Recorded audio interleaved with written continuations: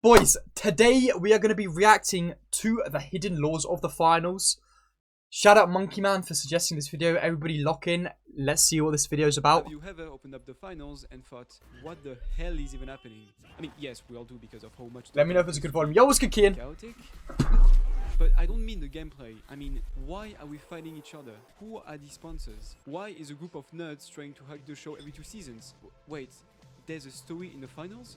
Hi, my name is Creed, and if you ever ask yourself one of these questions, you're in the right place, because today I'm breaking down the law of the finals. Now, the reason most of you probably have no clue there is a story is totally normal. The law is hidden in Easter eggs, background details, Chat, let me know if it's a good volume. straight up freaking puzzles. And piece by piece, the community's been trying to make sense of it all, and we're far from being done with it. I'll first give some quick context about the world of the finals and where they all takes place. Then we'll meet the sponsors, the real characters of the story. After that, I'll walk you through the full timelines of events, and we'll finish on the theories the community and I have. And hey, as always, feel free to let me know in the comments what is your... Wait, is this guy French? Who knows? Maybe He sounds French. One of the game's secrets. Alright, Turn up, I got grab you. your pack of Ospoos, bag of chinchilla chips, and lock the fuck in, because I'm not putting any Family Guy clips under this one.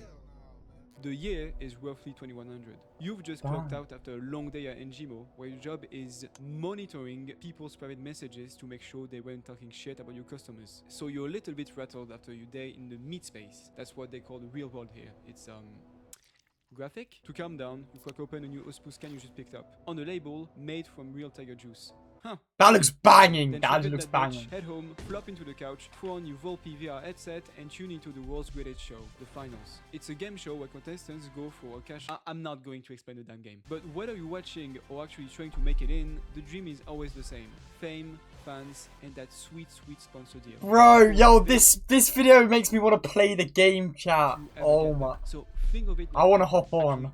Bigger than football. And no, I'm not calling it soccer.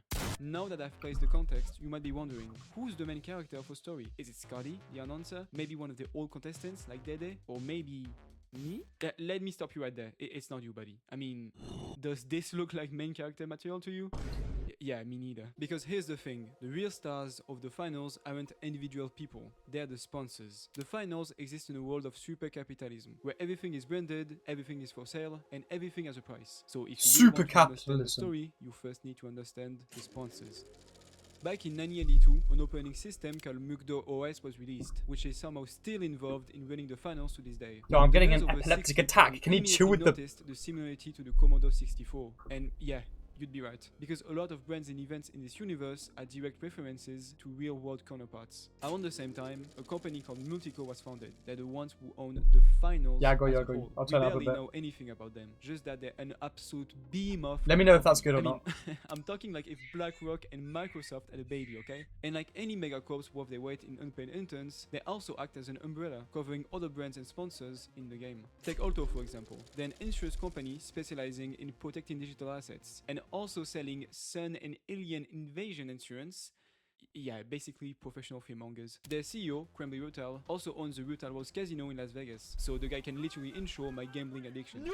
While Alto has oh shit, that's why there's a Vegas map. Easter eggs, we still don't have any deep lore on them yet. They're shady, they're weird, but we have yet to fully crack them open. iSalt, another company under Multico's belt, known for creating virtual copies of the fashion trends in the real world.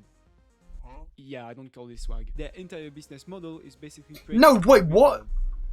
No, yeah. No. Oh, never mind. No, that's not drip. Their That's not entire drip. business model is basically preying on insecurity. If you're not confident, or if you're desperate to stand out, they happily sell you whatever shiny fake personality upgrade you think you need. And to make sure you buy into it, they force their send contestants to always look happy, or just fake their entire persona, while pumping out French commercials? Bro, what are these lights? Can I watch the video?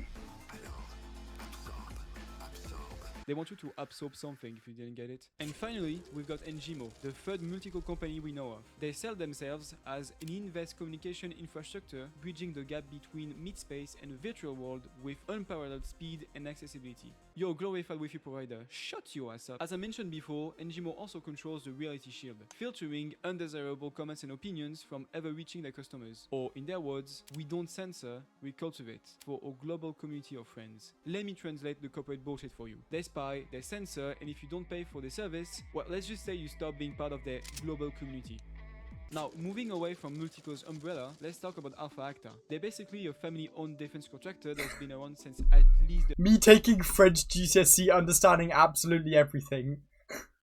Bro, I dropped French in like year 9.5, bro. Like year 10. That thing was not for me. Oh my days. Think your local family deli, but instead of selling you sandwiches, they're selling miniguns and nukes. Nukes. They operate like a typical private military contractor. Big guns, questionable morals. And just like Alto, they prey on people's paranoia to sell completely unnecessary products. On paper, with their military background, you'd probably accept them to be the least moral sponsors in the finals. But trust me, we're only getting started. Yeah, what is the most popular sponsor? Known for providing clean, reliable energy for every match in the finals. Now, I think that making a commercial showing a muscle car spitting flames doesn't necessarily scream sustainable, but sure, why not? For a long time, all we had was suspicion about how clean their energy really was. But then, CNS leaked a series of mysteriously deleted articles revealing that 6 of their production sites were completely scrubbed from their records and that those same zones were uninhabitable. Wait, chat, once you choose a sponsor, can you then change the sponsor? Because I chose the yellow one because I like the writing on the back. Can I now switch my sponsor? 5 of their full technicians can someone stop messaging me, please? For the 3rd time this quarter. The theories, some say was to help pass some kind of emission test, or that their product is literally so toxic it kills employees. And others think they were eaten by Ned, the Hammerhead Shack. I mean, that would make a cool Halloween event, but here's the one I believe. Decent's fuel runs on bodies. Human bodies. The logo had solar power, but if it really was solar, would it turn entire zones into wastelands? Doesn't add up. What does add up is the recurring disappearances of their fuel technicians. If I were you, I'd keep an eye on Dyson and the CEO, Damien Vossler. Now, because this channel is totally sponsored by the phone company, I legally need to remind you that everything I'm about to say is just rumors made up by CNS. Yeah, I use this sponsor right here, Osbzub. Yeah, I use that. Energy drink company famous for its bright yellow color and their sugar-free flagship, Produce. Their claims, packed with the legal limit of performance-peaking stimulants and the only liquid you need from now on. Yep. Oh, I want to try that. Chat, wait. Can I buy that juice? I want to see if I can buy that. Oos. Drink. Wait. I think you can buy it, chat. Oh my. Yo. Wait, you can buy it. I think you can drink it. Wait, how would you pronounce that? Osbuz. That's such a hard thing to say. It's 5 grand.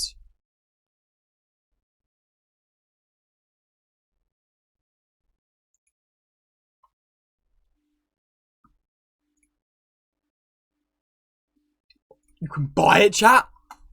Oh, I might have to buy this, then add it on, then use it on stream.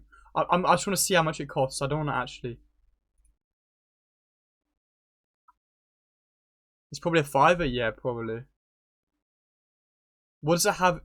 Wait, 200 milligrams of caffeine. Is that caffeine in like another language? Oh my! Chat, 200 milligrams. I don't know if you guys are familiar with caffeine. Like a white monster has like a monster has like 150, and like that's considered like 200 milligrams is a lot of caffeine. A lot of caffeine. Osbuz. Bro, we might have to buy that and try it on stream. Yeah, who needs water? Was that some? Oh right, that 40% real tiger juice you just drank earlier. Go to Amazon? Yeah, sure, that's a shout. Wait, hopefully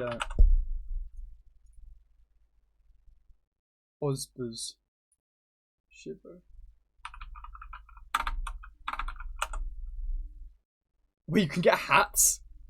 Wait, it's a whole thing, bro.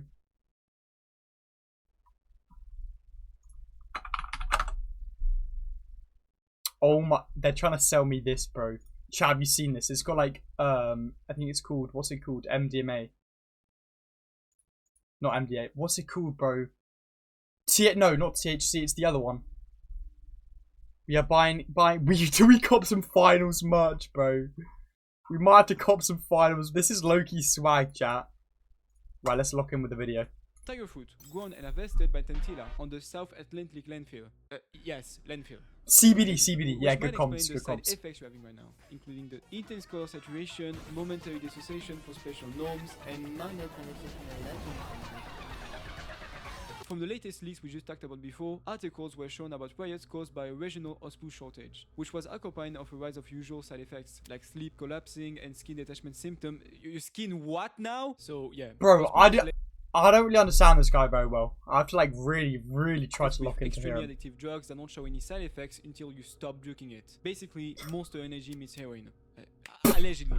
Yo. Marketing, shady as hell. False promises, gaslighting customers, borderline alcohol tier targeting. It all looks so illegal that either OSPUS is corrupt to the bone or nobody dares to regulate them. Which brings us to Sofia Petronel, the CEO. Her mission seems pretty clear. Replace every other drink with OSPUS by any means necessary. Case in point, their main competitor, Hydra Q, was lined up to be a sponsor in Season 7, but got mysteriously cut off last minute. Gee, I wonder who might be responsible. But here's where things get weirder. CNS has been broadcasting the phrase S lies since the beginning of the game. And thanks to a leaked image from a known CNS member, Arcus, we know that S refers to Sofia. Thanks to the same guy, in leaked documents, we learned that even Multico themselves flagged her as suspicious, lumping her together with an unknown L. And to this day, nobody knows what Sofia's real endgame is. Is it just total drink domination or something way bigger? Hey, honestly, Sofia, trying to replace water is already ambitious enough, sis. Maybe catch a break or... Alright, that's right, yeah. And when things get out of hand, who does Multico send? Via. They are a cybersecurity company run by CEO Sal Scoria, which, plot twist, is actually a AI program. They first showed up in Season 2, when Multico called them to kick CNS out of the system. That backfired so hard that a sentient AI running the finals just decided to take the whole game show to 1500s feudal Japan. Alright, yes, the finals is technically run by a sentient AI nowadays, supposedly under control, probably being babysat by Multico. By Season 5, Vaya started advertising their Series 2000 neural implant, marketed as a chip that suppresses third-party influences on the mind. And thanks to the latest leaks, we know that this thing fries your head both physically and mentally. Literally. Oh, and they're also building robots. The final Battle Pass skin was literally advertised in their own commercial as part of the Series 9900 line. TLDR, behind the scenes, Vaya is trying to mind control everyone into obedient little drones. And judging by the marketing copy, someone needs to teach that fridge subtlety. What if you can create your own website by saying, this is what I want? With Wix, you can. Bro, this goddamn Wix, I hear so much about it.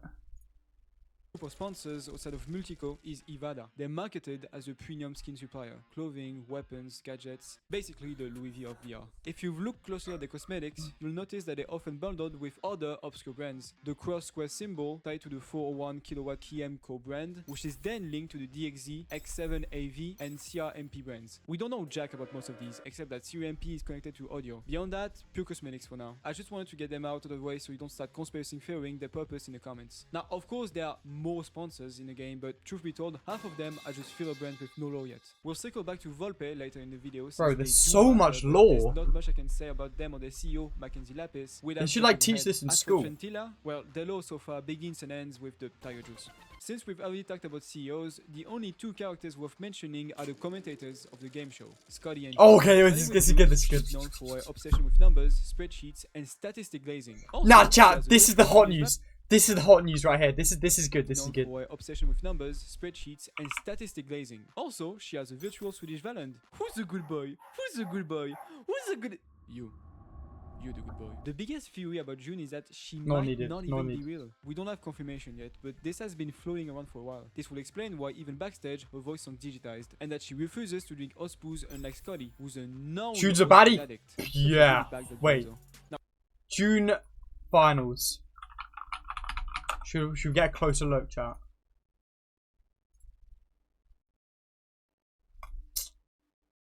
Yup. Codes was right.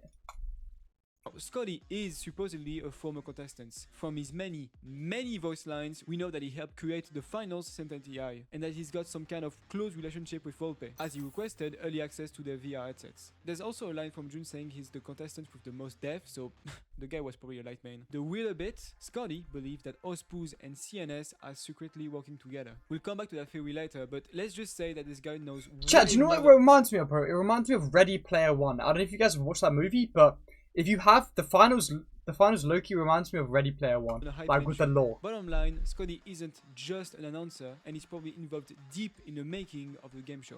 Creed, what about the other former contestants? Yeah, I mean, That's it, guys. Olidia's an edgy light main, Ayad's a nerd, Dede's a cool kid, and Valkyria is a killing machine. That's sadly all we got. For those with a keen eye, you might have noticed that I've skipped CNS in the sponsor section. That's because they aren't really a sponsor, they're the protagonist. They're the ones actually driving the story forward. So as we dive into the timeline, we'll also be following CNS' journey through the story of the finals. So, Nani The timeline, okay, this is good. And Mugdo OS is released. To this day, it's probably used for the backend stuff. So chat, we've done the sponsors, now it's ready for the timeline, perfect. From the very start of the game, close beta to Season 1, a mysterious collective called CNS, which probably stands for Central Nervous System, has been leaving hidden messages and puzzles. By late Season 1, glitch clusters started appearing in the arena, and right before Season 2, Orgoy Arcus began leaking content on Reddit, including the censored Multico documents. With the launch of Season 2, CNS found a vulnerability in Volpe's VR headset, and managed to break into the game with the promise to change the game. Or and they casually dropped peak while they were at it. This is when Multico panicked and called in Vaya to remove CNS presence. But the only way to fully purge them was to reset the AI, which, for some fucking reason, sent the game show straight into feudal Japan for Season 3, and introduced Terminal Attack as a ranked game mode. So if you don't like Enjimo, Kyoto or Terminal Attack, you can blame Vaya on that one. At this point, Multico realized the game show was turning into a circus, so they sent a fixer, Merciless Marcel, to smooth things out with the sponsors and undo CNS changes. So everyone say thank you Marcel for bringing Cash Out back as a ranked game mode. Thank you Marcel. Thank you Marcel. Thank you. Season 4 drops and CNS gone, disappeared, vanished. Season When 5 did this rolls video out, come out? Still nowhere to be seen until they came back with Team 4 months ago. Deathmatch. Hell yeah, baby! But that was temporary. Then comes Season 6. Some guy starts making videos on YouTube, and this is where things start getting spicy. Right before Season 7, during an Act Via commercial, we hear an unknown voice telling Scully and June to let CNS do their thing because, I quote, "Some doors are left unlocked on purpose." That same season, CNS hijacks marketing assets from the would-be sponsor Hydra Q and takes over Season 7, dropping new peak by the way. And the latest update, as of right now, is the infamous Free Frogs video, which leaked deleted articles about Ospuz, Disson and Vaya, easily the second biggest lore leak so far. Wait, what? Why is it moving? There's nothing else to... What do you mean Season 8 just fucking dropped? Well, before the launch of Season 8, we actually got the aftermath of the Free Fox video. And this time from the backstage point of view. And some very important lore dropped. Mainly that June knows exactly who the... Bro, they're like teasing us with the pixels, bro. They're like edging us with the pixels. I want to see what she looks like.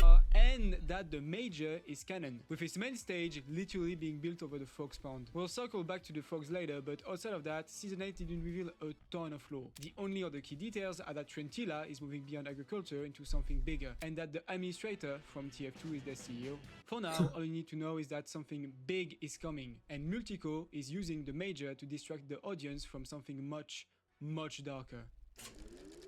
Now, this begs the question, why would Multico let CNS in so easily? Thanks to Scotty, we know that in Season 2, the game show's rating went up. And oh look, Ospuz's only real competitor got conveniently replaced. Could this all just be one giant stunt to make more money? But then, why would CNS attack Sofia so aggressively if they were secretly boosting Ospuz? And why would Multico let CNS... Bro, I love the way he says Ospuz. That's kind of sick. Sponsors? One thing's clear. To pull this off, CNS can be just some hackers. They're people with deep inside knowledge of how the system works. We've also seen their message, taking back what is ours, pop up multiple times, which could mean breaking free from Ospuz's addictive chemicals, resisting Vaya's friendships, dodging enemy surveillance, or maybe it means CNS were the original developers of the finals all along. Can you stop flashing me, bro? But now it's time to put our tinfoil hats on, because we're really going for those theories. One of the most popular theories is that CNS are the original developers of the finals. And that would make sense. The whole aesthetic screams 80s, the same era Mugdo OS was released. Maybe they were part of Multico before the sentient AI took over as the backbone of the game. This could even work as a pretty allegory for Embark's own story with DICE, or even their relationship with Nexon. Spear went into this in his CNS video, and he also mentions another angle. Maybe CNS isn't just lore, but a message to us, the players, warning us about mega corporations. Like I said earlier, most of the events and brands in the lore are thinly veiled references to real-world examples. If you start digging, you'll find out that a lot of these stories aren't even that far-fetched. And even if it's just a game theory, please be mindful of what you consume and who you're giving your information to, especially nowadays. I say this as someone who literally signed a contract with Google, so take that as you will. But then, what about Sofia? Why is everyone so... Do bright lights hurt my eyes? Nah, not really, bro. A little bit. I'd say not as much as the average person, I guess. Some kind of undercover hero angle, but it's weird that CNS seems to be Bro, helping I want to them drink with this drink drug so use. bad. It Us looks so fools has nice. always been their main target. Up until recently, Chat, we should others try and believed make it, CNS bro. were secretly boosting We their should teams try and make until it. last week when they leaked the Riot article. That just counters the theory. Putting another tinfoil hat on, what if the CNS who hijacked season 7 was actually fake? Something Multico cooked up to eliminate Hydra Q and pretend it wasn't their fault. Meanwhile, the real CNS only came back later with the Free Frogs video. That would also explain why CNS is a sponsor this season, something that always felt off to me, but yeah, I don't really buy in this one either. Some of you might be wondering what the Free Frogs actually means, and more specifically, what the poem inside of it is trying to tell us. So using all the context we have so far, here's my personal breakdown, stanza by stanza. Here's a story that I hope you'd forget. This is a direct reference to the leaked documents shown in the video. 3 perfect frogs sitting by a pond, when the world whispered so soft from beyond. The 3 frogs represent 3 people, or 3 sponsors, being tempted by the promises of the virtual world, the beyond of mid-space. One tasted shimmer in a glittering fly, but the hunger stayed loud. She never knew why. The first frog is tempted by the fly, the smooth promises of VR. She experiences that world, but it never truly satisfies her. The she never knew why implies influence beyond her control. One rode the current fast and vivid, but the water was thick with the frogs he once shared. The second male frog eagerly follows, riding the current with respect, but gets bogged down by the thick water. Other frogs, allies, or forces that slow him down. One stayed near shore, thought it was by choice. She leapt on command, her croak without voice. The third frog stays in mid-space, believing it's her choice. But in reality, she's leaping on someone else's command. Her cry for help cannot reach anyone. 3 perfect frogs by the pond once more. Not leaping, not croaking, not like before. Either the original 3 frogs, now corrupted, or a new set entirely. In both cases, they're not in the same state as before VR. Something essential has been lost. But the world still remembers, and so does the stream. Their croak isn't lost, just caught in a dream. Suggests that the frogs He's got are either under lines. control, replaced, or their voices deliberately erased. The dream inside manipulation or memory tampering. We give you the truth. Fly free, rise above. No curtains, no constructs. Clearly CNS speaking. They're urging to fight sentient AI, neural chips, and addictive substances, all the constructs hidden behind the sponsors' polished facades. Now, in the video, each stanza was paired with a sponsor ad and they leaked articles, so the obvious conclusion is that the 3 frogs are respectively Ospuz, Dyson, and Vaya. The greed of the first frog... The finals is darker than I thought. No, bro, it's like drugs and like gambling, drugs, sponsorships. Bro, it is a lot darker than I thought. I do agree. The hunger, and she doesn't know why, suggests that she's being influenced by something that drives her to extreme ambition. The second frog could be described how Dyson used to be a sustainable energy company, but overwhelmed, either by growth, betrayal, or corruption. This might even explain why their current CEO is French at the head of a supposedly Japan-based company. Or maybe he's just a huge whip. The third frog to me is the biggest reach. Vaya's current CEO is supposedly an AI, but the line "she leapt on command, a croak without voice" could imply that the original CEO was brainwashed or put into artificial sleep, replaced by the AI fridge we know today. And since Vaya specializes in altering people's emotion and motives through neural chips, this will track perfectly. But I also might be completely wrong about all of this. Chat, I look you want to get a pet frog. Do you think having a pet frog would be cool? For CNS to know all of this, they either need to be ex-Multico employees who watched the transformation firsthand, or relatives to the old CEOs themselves. How do you keep it And though? now Or does the it just question jump I have about? to address, because it's probably the most asked theory in the entire community, are the finals and Arc Raiders set in the same universe? Short answer? It's possible. Arc Raiders is set roughly 100 years after the finals, and the only evidence we have are breadcrumbs. A deleted image using the Dyson logo as background art, and an outfit with what looks like the outline of Namatama, the finals mascot. That's about it, and these could be just reused assets, nothing more. But if they were connected, it will make sense. Speranza, the ruined world of Arc Raiders, could easily be the end results of the sponsor's unchecked obsession with AI and control. The Arc robots themselves could be tied back to Vaya's tech. So it's definitely possible, but until Embark drops a different link, the only thing tying the 2 games together is that they're from the same studio and share a dystopian setting. Well, there goes my contract at Ospuz. I had to filter a lot of content for this video, so if I missed something, let me know in the comments.